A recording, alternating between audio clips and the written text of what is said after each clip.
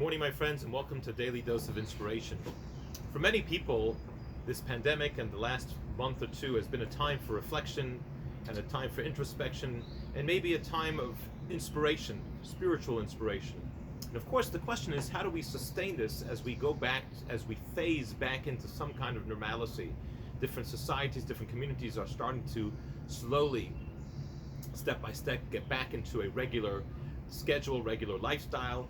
And the question is, how do we sustain this spiritual inspiration, these realizations, these perspectives, when we have to get back and we get consumed in our regular lives?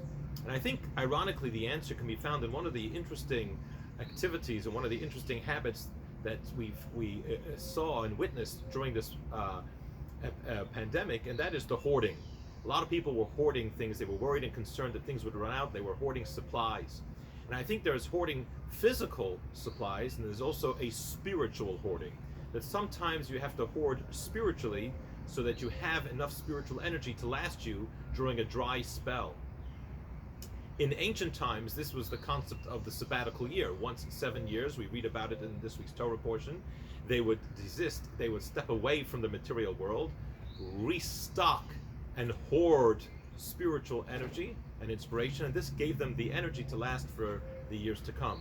We don't have the sabbatical year today, but we do have the Shabbat.